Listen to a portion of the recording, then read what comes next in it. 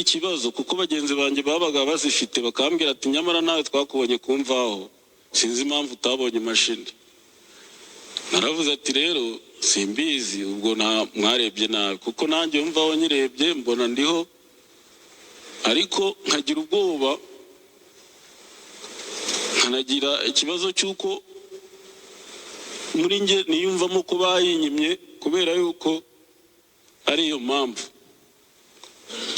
kuko icyo gihe umwana wo muri segonderi wahabwaga imashini yumvaga ari ikintu gikomeye cyane nubwo kitari cyoroshye n'igihembo cya Mineduc. Umunsi umwe nibwo nabitekereje umubyeyi mama wanjye arambwira ngo ntabwo ariko bimeze ahubwo uzabaze wumve ikibazo cyahabaye. Nari nabonye ikigo cyo kujya kwiga kuri Rambura Garso ariko sinajyayo njya muri Petit Seminaire yo ku Nyundo kuko bo bakora ikindi kizamini cyabo kiba admittinga kujya muri Petit Seminaire. Ubwo narebye kuri website ya Mineduc sangaho email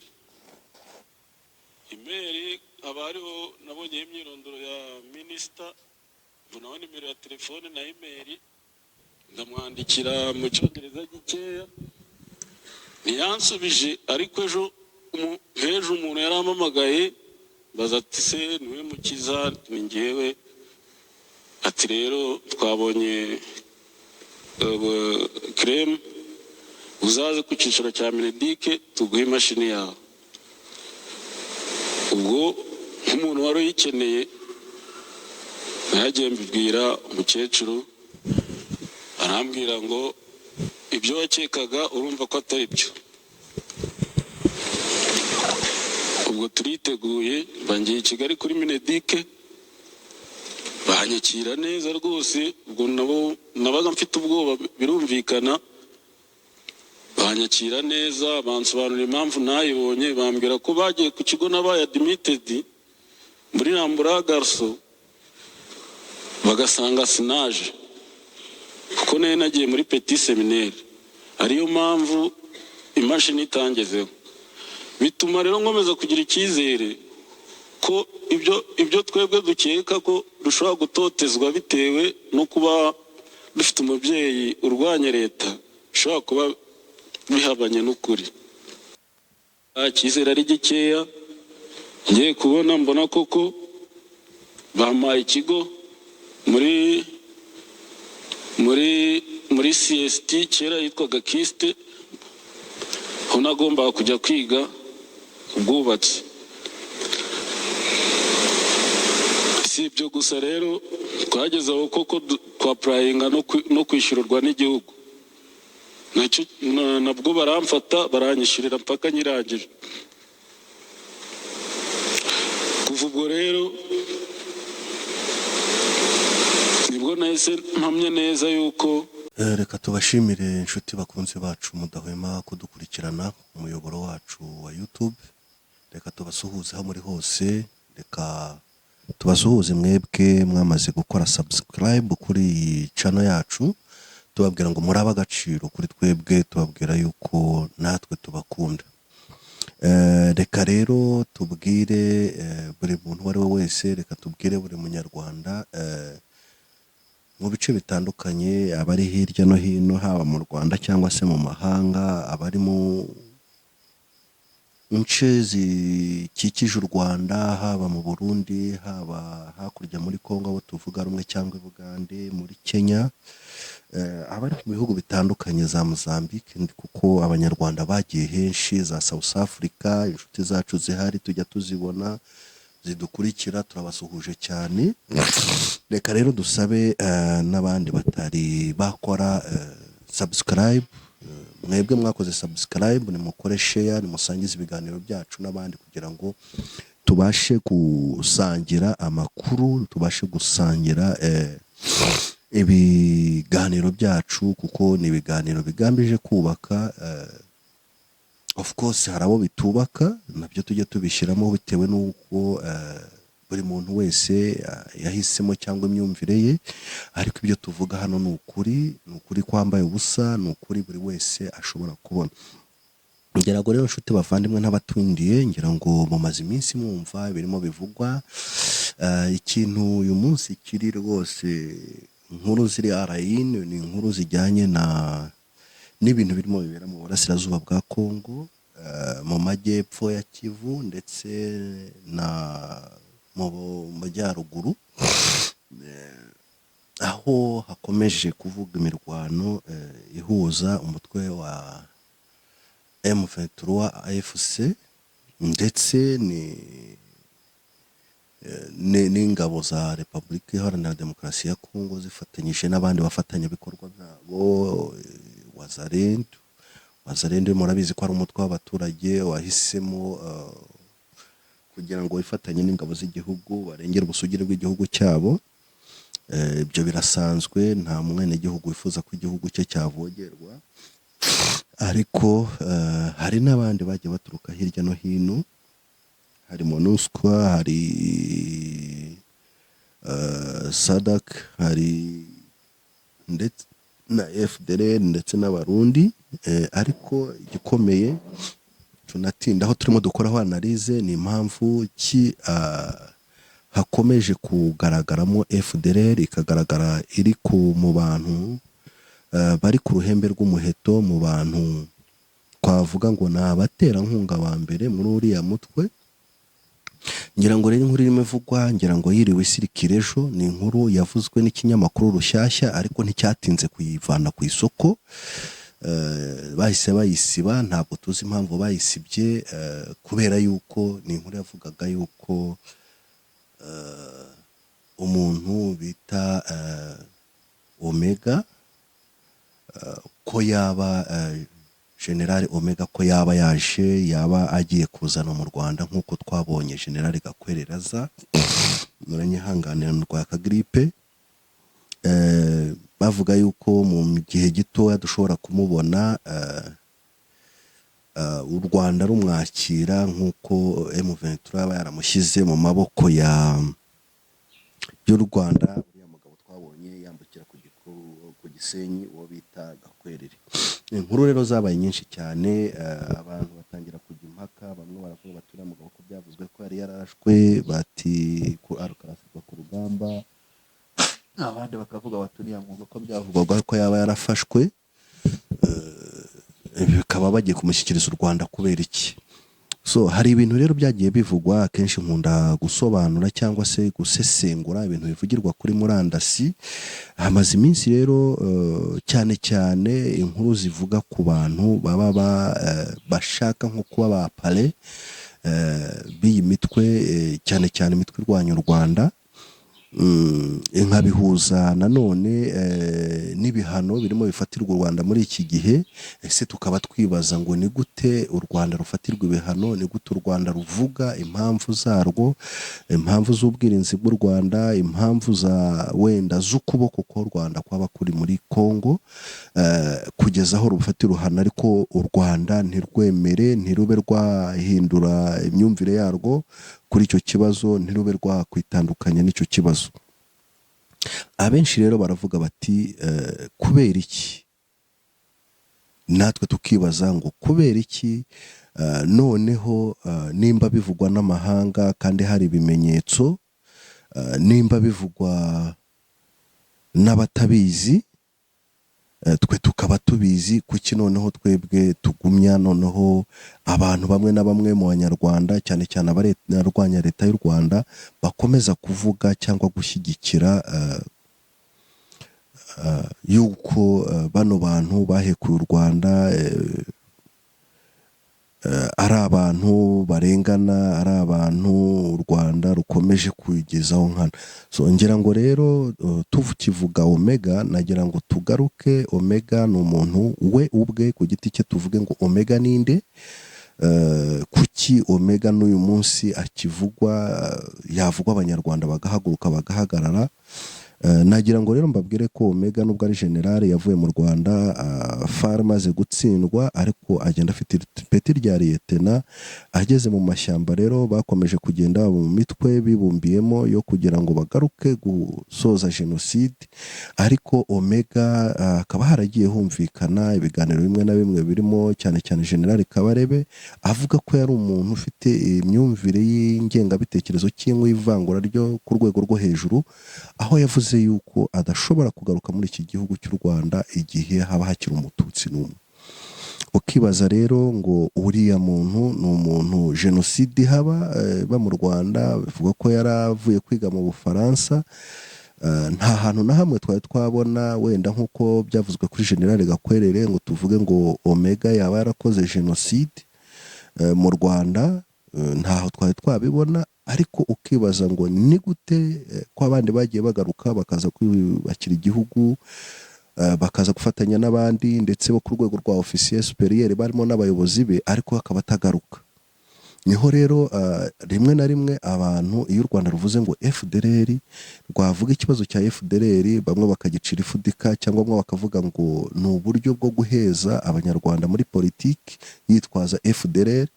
Noneho rero tukaba tugira ngo tubagaragarize yuko nubwo FDLR idaranduka, idashobora no kuranduka aka kanya, kubera icyo u Rwanda ruhorana impungenge za FDLR. Rero kubera iki wakwibaza ngo umuntu w'umunyagihugu ntifuza kugaruka mu Rwanda mu gihugu cye akavuga yuko hari ubwoko buzaranduka? Hari abamaze iminsi rero bakorera kuri za murandasi bavuga, bakunda kugaruka ku kintu cyitwa ngo ni abantu ngo ni abavantara. Abavantara baba bavuga ni abanyarwanda bari barahungiye mu Rwanda mu mahanga, cyane cyane bakunda kuvuga baturutse i Bugande, kubera yuko babita ngo ni abavantara kuko inkotanyi zimara gutera muri 1990 byavuzwe ko ari abagande bateye u Rwanda. Icyo rero kikaba cyarateye impungenge, ariko noneho tukaba tuvuga ngo ikiriho n'ingengabitekerezo, ikiriho n'urwango. Ngira ngo rero Omega tumve uyu munsi tunasesengure tugendeye yuko umwana we yigeze gutanga ikiganiro. Twebwe tuba tuvuga bano bantu bahora bavuga mu mahishwi bashyira mu majwi u Rwanda, tuti kubera iki aba bantu buri gihe bagaruka bumvikanisha ko nta mahoro ari mu Rwanda, bagaruka bavuga ko abantu bari muri FDLR ari abantu babujijwe amahwemo, kandi tuzi yuko aba bantu muri FDLR abenshi bafite imiryango mu Rwanda, abenshi bafite abana n'abagore. Ese nimba abo bana babo bahamagarira ababyeyi babo kugira ngo batahe, nimba imiryango yabo bahamagarira gutaha kugira ngo baze bakanga kuza, ni iki kibyihishe inyuma? Nagira ngo rero uyu munsi hakivuga inkuru ya Omega ari ishyushye, bakavuga ko ashobora kuba yaza mu ishene, nubwo ntawe urabyemeza, cyane cyane yuko uwo bita Pascal Barinda, umwe mu bavugizi b'umutwe wa M23, avuga ati kinageze mu ndake ye ariko ntabwo twigeze tumubona ari muzima cyangwa yapfuye, nta makuru ye tuzi. Byarangira tukabona inkuru kuri Rushyashya nayo ivuga ngo M23 ngo ushobora kuba igiye kumugeza ku Rwanda, bikazamura izindi speculation.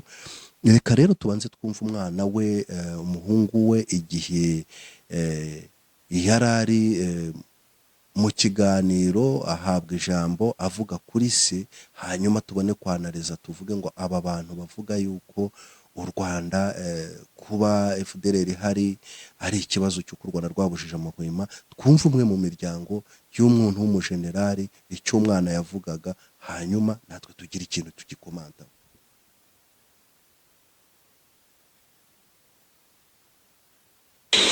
Murakoze nyakubahwa First Lady. Amazina yanjye nitwa Mukiza Willy Maurice, nkaba nanjye nifuje kubasangiza amahitamo yanjye n'ubundi we n'icyatumye mfata ayo mahitamo. Njyewe mvuka mu muryango w'abana 4, ariko twakuze turerwa na mama gusa, atari uko papa yapfuye.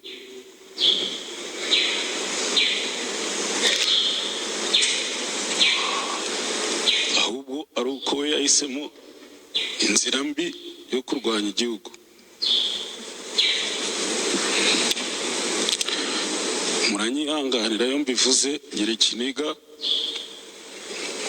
kubera yuko ntago ari inkuru nziza yo kubwira abantu.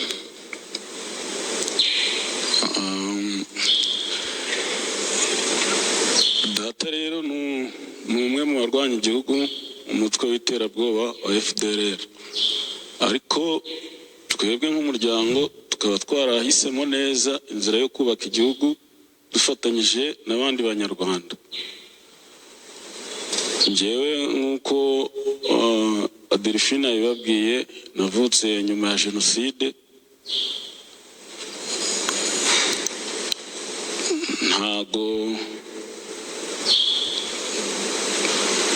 ntago navutse imbere yayo ngo mbashe kubona ayo mabi, ariko ababibonye bagenda batubwira ukuntu byagenze, tukumva ni ibintu byari bibi cyane, uburyo umunyarwanda yifata akica undi abifashijwemo n'igihugu. Mu by'ukuri ntabwo ariko byagakwiye. Rero ngewe nakuriye muri leta nziza, ndaza gusa mwubaha ubuhamya by'uko hatitawe ko ndi umwe mu bana b'umwanzi w'igihugu, leta itigeze idutererana njyewe n'abavandimwe banjye,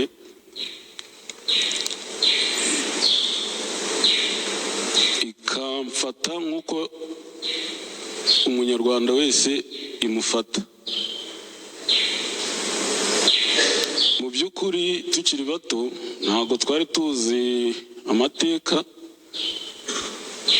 y'umubyeyi wacu, kuko umukecuru yatubwiraga ko atakiriho, kugira wenda tutabimenya tukiri bato igihe kitaragera. Rero igihe kigeze tumaze gusa nk'abamenya ubwenge, nibwo twaje kubimenya, tumenya ko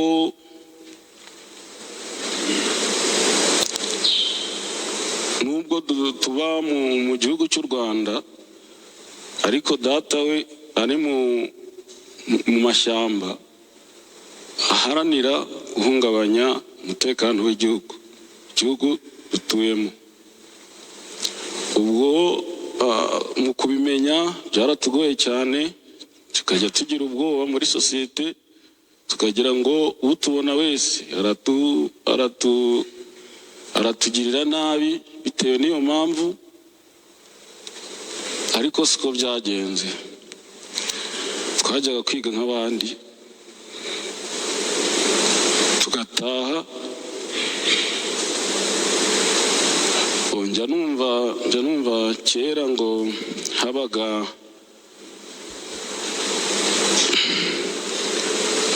kera mu mashuri, uko nize ngewe bitandukanye n'uko abize kera bize, kuko bo bize mu gihe cy'amacakubiri. Ugasanga hari ukuntu umwe afatwa uku bitewe n'ubwoko, n'undi agafatwa ukundi, ariko twebwe twigaga dufatwa kimwe. Uwatsinze agatsinda kuko yabikoreye, n'uwatsinzwe agatsindwa kuko yagize ubunebwe cyangwa se atabishizemo umwete mu kwiga. Ariko kera siko byari bimeze.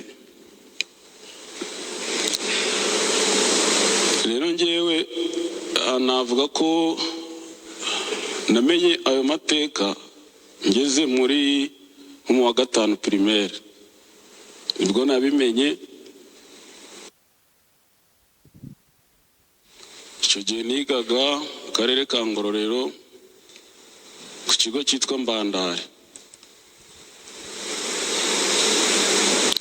rimwe na rimwe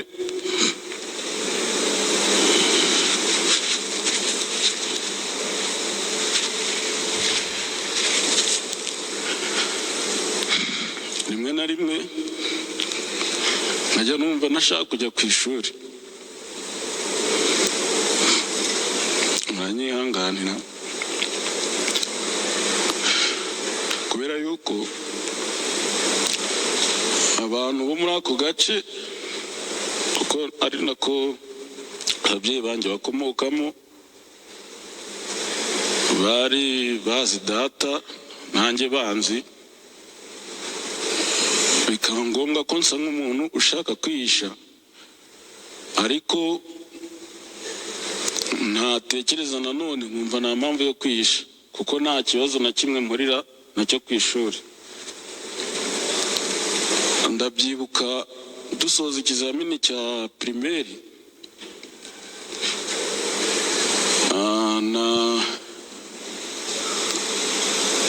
twajyaga dukora amakonkuru, nkaza ndi uwa mbere mu karere, nkabona amanota bayamanitse kuko ndi uwa mbere. Noneho kubera ko twajyaga tuganirizwa ko kera mu myigire habagamo ibyo by'amacakubiri, hatsindaga umuntu wo mu bwoko bw'abahutu, ngo nta moko yari ariho icyo gihe. Nkaba nzi ko nkumva muri ngewe ko nanjye nashobora gutsinda mu bandi banyeshuri bitewe n'ayo mateka, ariko bigakunda. Noneho dusoza primaire mu kizamini cya leta, naje gutsinda neza ku rwego rw'igihugu, ariko babitangaje tugeze mu wa 4 segonderi. Njyewe ubwo twagombaga guhembwa ku rwego rw'igihugu, tugomba guhembwa, babahara abo bahaye amamashini, abandi babaha ibitabo. Ubwo nanjye nari mu bagomba guhabwa imashini, ariko ntibayima, bituma ndushaho gutekereza cya kintu ngo ni ukubera yuko ndi umwana wa runaka, buriya barabivumbuye, kandi mu by'ukuri bari basanzwe babizi.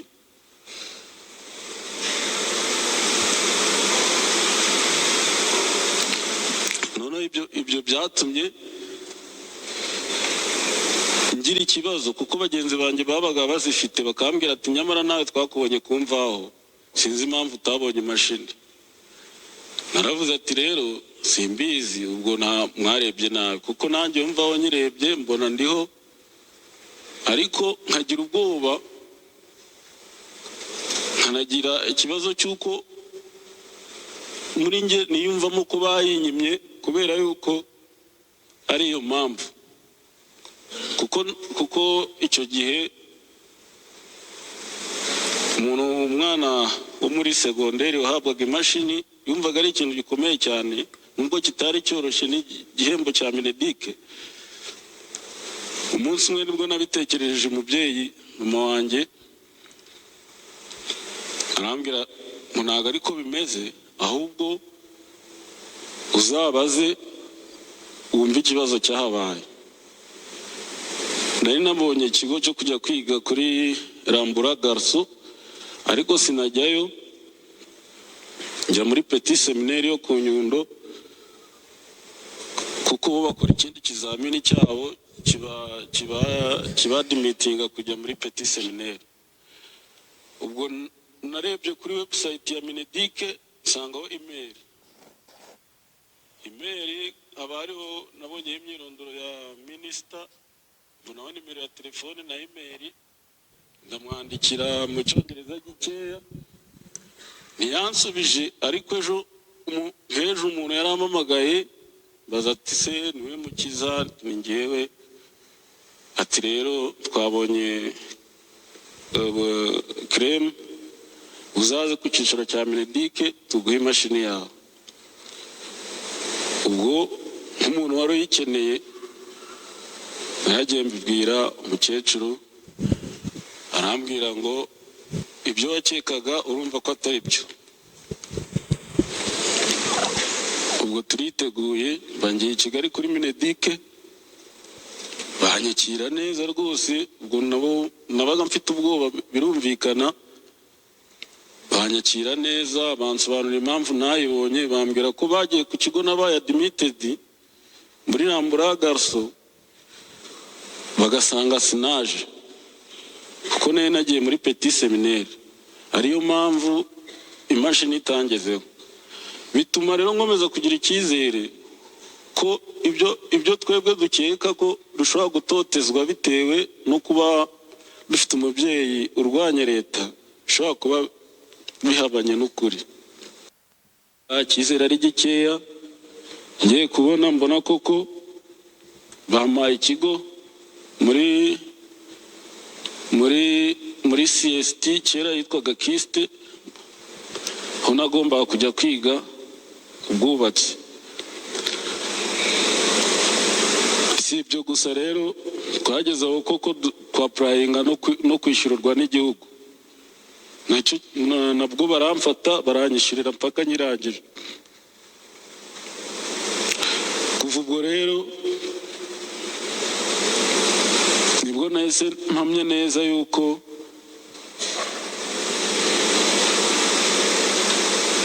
leta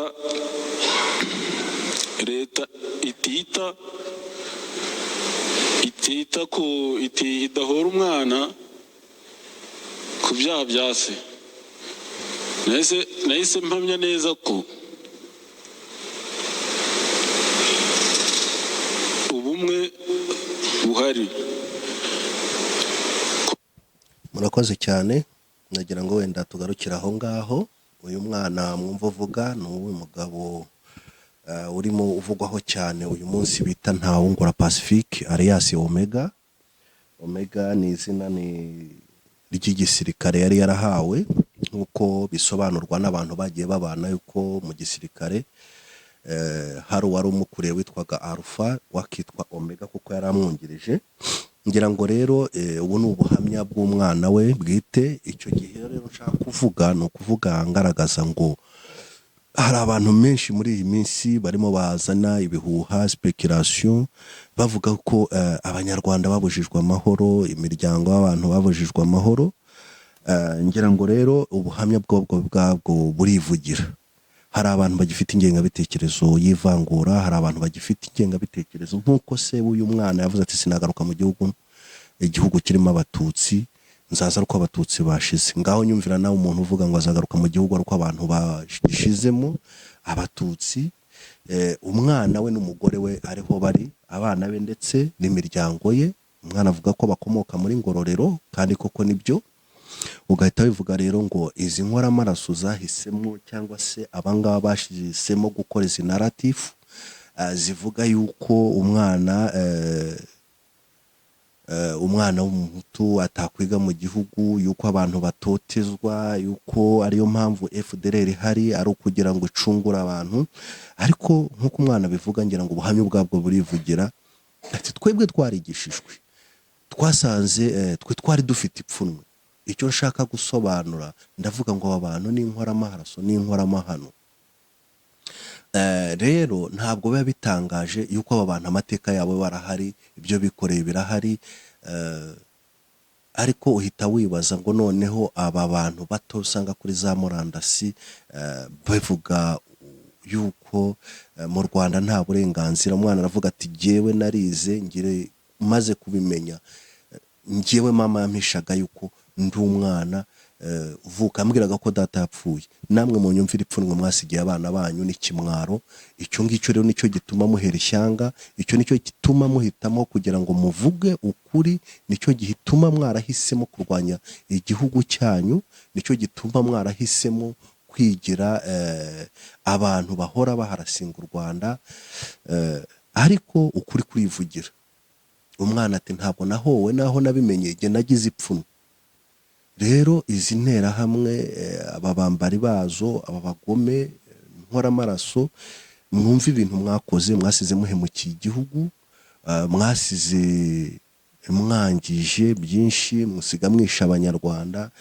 Ariko abo mwiciye ababyeyi barabarerera, igihugu kirabarerera, mwarasizemo gisenye, igihugu kibarerera abana, kirabigisha abaho mutarabigishije, kirabigisha abandi mwarahisemo ko bahunga mukabahungisha bakagenda bakuba mu mashyamba bakagera guta abana ntibige cyangwa abana babo ntibige, bikabagiraho ingaruka z'igihe kirekire. None mwebwe mwahisemo inzira yo kurwanya igihugu. Rero nagira ngo mbwire abantu bamwe na bamwe, nagira ngo ngende mentioning amazina, harimo bita abana batoya bakabaye bangana n'uyu nguyu, bavuga bati twe turi abana b'intera hamwe, twe turi intera hamwe, tuzarwanya u Rwanda, tuzarwanya Kagame na bene wabo bose, iyo ngoyi yanyu. Ese nkawe wowe wacyana we cy'ejo mu gitondo iyo ngoyi baba gushyiraho urinde? Nimba umwana avuga ati narize imbe engineer ngera naho njya kwiga mu mahanga, wowe w'umuhirimbire bazaza kugushakaho iki? Wumva uri iki kugira ngo wakwica yakwica ugaragara, n'uwakwica yakwica umwucu? Usibye kurwanisha umunwa ikindi ushoboye ni iki? So tuba tugira ngo rero tubagaragarize ukuri.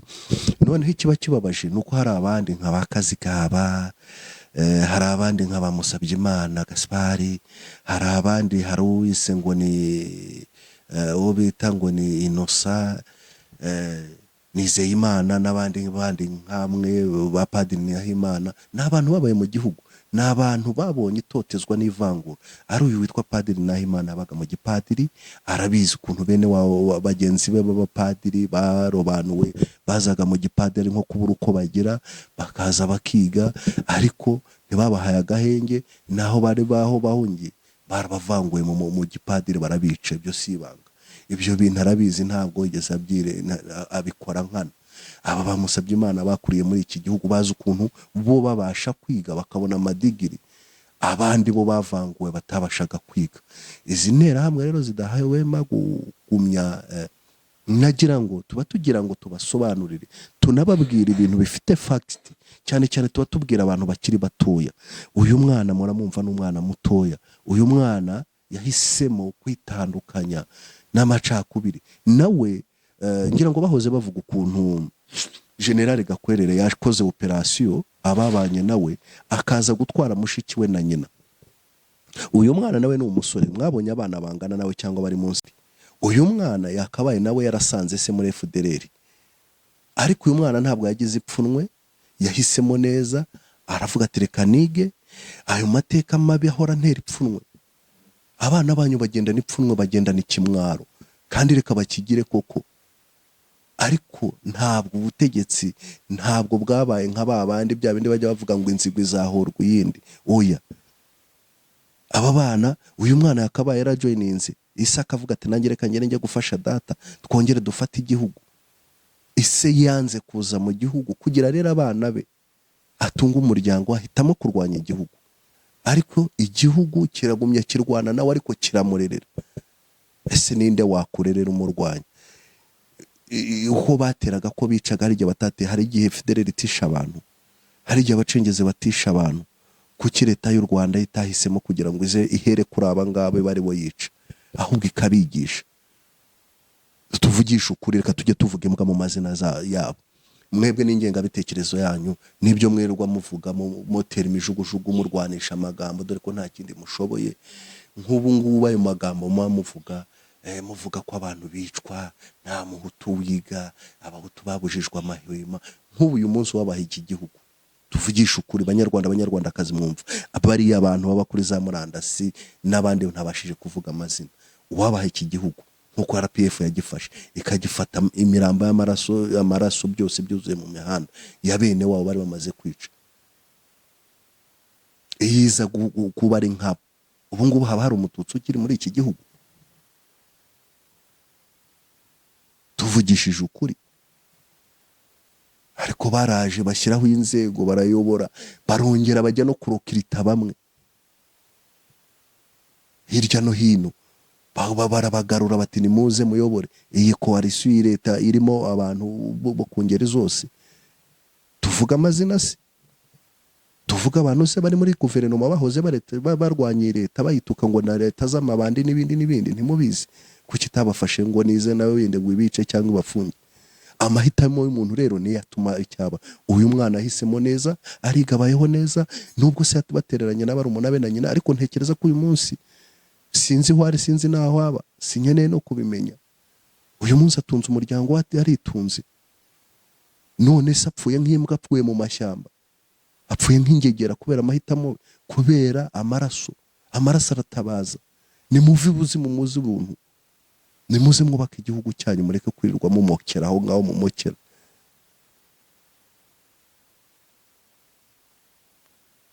Murishimira yuko ngo u Rwanda rwafatiwe ibihano, muririrwa mwageza nk'abogeza umupira, ariko u Rwanda rwahisemo kwihagararaho, ruzihagararaho kugeza ku munota wa nyuma. Ntabwo u Rwanda ruzongera gupfa ukundi, ntabwo muzongera gutemesha abantu imipanga, mwangegera mwezi nkora amaraso. Murirwa mutuka perezida, murirwa mugera muti, kumutuka ntacyo byamutwara. Si igitutsi mwamutuka gishobora kuba kirenze uburyo yagiye ari umwana muto, yari uruhinja, agahunga akava mu gihugu nta cyaha yakoze, akajya kuba mu nkamba, akajya mumva asubiramo amateka ye, akahasonzera, akahababarira, akahaburira umubyeyi. Igitutsi mwamutuka kikamubabaza n'iki? Ajya avuga ati giye ntacyo ntakaza, mukagira ngo wenda mukumva ko ari igitangaza kubera yuko yabaye perezida. Ariko ntabwo abandi ba perezida baravuka bakiga bakevorewa bakazagera aho ngaho bagapigana bakaba perezida, ariko yabaye perezida avuye mu ishyamba. Kuki ari umwene gihugu akarinda kujya guca mu ishyamba, akababara, akajya kurwana intambara zari ngombwa n'izitari ngombwa, akajya kurwanira Ubuganda, akajya hehe hirya hino, kubera iki? Yari afite uburenganzira bwo gukora nk'uko akajoyininga igisirikare cy'igihugu, nk'uko Habyarimana yakijoyininze n'abandi, agakora akaba ofisi cyangwa se akaba umunyapolitiki. Ntabwo yavukaga mu muryango w'ingegera. Bamwe muri mwebwe muri ingegera ntimwe mwageraga nawe mukomoka. Yari umuntu uzwi mu muryango, izwi, ariko arongera muramwirukankana, ajya kuba mu nkambi. Imana iramurokora, aragaruka imukoresha nk'ukoresheje ba Musa, aza kurokora igihugu. None kibaye igihugu mufite ipfunwe, murirwa mubunga, murirwa mumoka kubera amaraso mufite mu biganza. Ayo maraso azahora abomaho, ayo maraso azahora atabaza, ayo maraso niyo azatuma mutagira amahoro. Ayo maraso uko byagenda uko ariko kose, nubwo mwirata ko bwaki iki gihugu mukagifata, ntacyo mushobora gufata, ntacyo mwafata, kubera yuko murabizi ko namwe mufite imizigo. Abo bana banyu mushyira hariya rero mukabigisha ingengabitekerezo, mukongera mukabajyana mu mashyamba, bazagwa mu mashyamba bazerera. Twarahagurutse, twahagurukiye rimwe, ntabwo tuzagonda amajosi bangegeramo, ntabwo muzongera kudutema ukundi. Nshuti bavandimwe rero, ngira ngo uyu munsi aka gace ibyo mwumvishe mubashe kubyumva. Ngira ngo Omega umuvuga uyu munsi, abantu bavuga Omega wabaye igitangaza, Omega waciye. Uri mugabo ki wowe? Nimba kinariho cyangwa atanariho, uri mugabo ki? Hari abandi niyo yaba atariho, nubwo tutabizi neza kuko nta makuru abitwemeza, nubwo yazanwa cyangwa ntazanwa, ntacyo aza kumara. Uri mugabo ki wowe uta abana bawe ugata urugo rwawe, nguri general ukajya kwirirwa ubungabunga ubwerabwera mu mashyamba? Ubwo ndagira ngo mbwire n'abandi basigaye, muzapfa nk'imbi monyo, muzapfa mubwerabwera, muzapfa mupfana agahiri n'agahinda, muzapfa mutabonye igihugu kundi. Murakoze, nakagaruka naho butaha mu kiganiro tuzabagezaho. Tuzajya tugumya tubasobanurira abantu, tuzajya tugumya tuzana ukuri guhari, tuzajya tugumya tubabwira ukuri, kizabyimba kimeneke. Buri wese muri twebwe twiyemeje kubaka igihugu, icyo ashoboye azajya agikora. Ukuri turakuzi, iki gihugu twakibayemo, iki gihugu twakibabariyemo, iki gihugu mwakidukomerekerejemo, iki gihugu dufite inkovu ku mubiri no ku mitima kubw'iki gihugu. Ntabwo rero tuzabihorera, ntabwo tuzabaha amahoro, ntabwo muzaturwanya ngo mudutsinde, kubera yuko nta kuri murwanira. Murakoze cyane nawe.